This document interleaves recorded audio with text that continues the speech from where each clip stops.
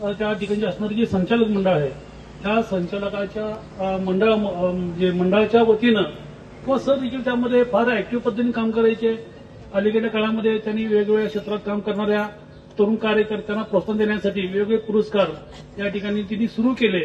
आता मग काही वक्त्यांनी सांगितलं ते सुरू करत असताना जे आपण प्रशस्ती पत्र देतोय तर ते कसं असावं, त्यात वाक्यरचना काय असावी, मग सातत्यानं ज्यांना आपण पुरस्कार देणार आहे मग त्यांना डायरेक्ट फोन करायचे, बाबा तुझी माहिती अशी बरोबर आहे का, कानामात्रा बरोबर आहे का, मी लिहिलं बरोबर आहे का.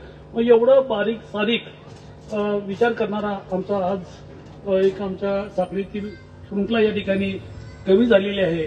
त्या ठिकाणी सरांना करतोय, युपीएससीची तयारी करतोय. सरांना ते इतकं वाईट वाटायचं की 5-5, 6-6 वर्ष, 7-7 वर्ष हे प्रयत्न करतात, क्रॅक होत नाही. क्रॅक न झाल्यानंतर पुढे करायचं काय, त्यांच्याकडे पर्याय नसतोय.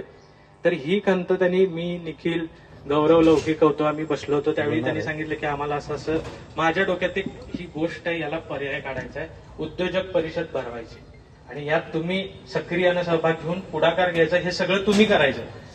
आम्ही थकलेलो, म्हातार झालो, आम्ही पळणार किती.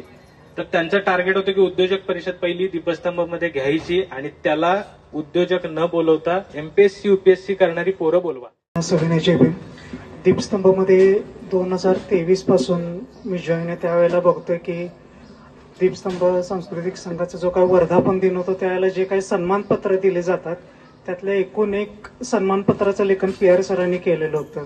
दीपस्तंभ स्मरणिकेचं संपादन सरांनी केलं होतं आणि ते काम खूप मोठं होतं. त्यानंतर दुसरी आम्ही बघत असलेली गोष्ट म्हणजे कराडे होते. सरांचं जाणं हे वैयक्तिक नुकसान आहे. गेल्या 2-3 वर्षाच्या कालावधीमध्ये आम्ही दीपस्तंभच्या माध्यमातून एकत्र काम करायला राहिलो. पण या वर्षाच्या कालावधीमध्ये, या वर्षाच्या कालावधीमध्ये थोडंसं माझं मागपुढे झालं असलं तरी सुद्धा सरांनी जे काम केलेलं आहे त्या कामाबद्दल त्यांच्याप्रती आदर व्यक्त करणं हे कर्तव्य आहे. काही महिन्यापूर्वी त्यांची आई गेलेली आहे, ते शल्य त्यांच्या मनामध्ये होतं नाही असं नाही.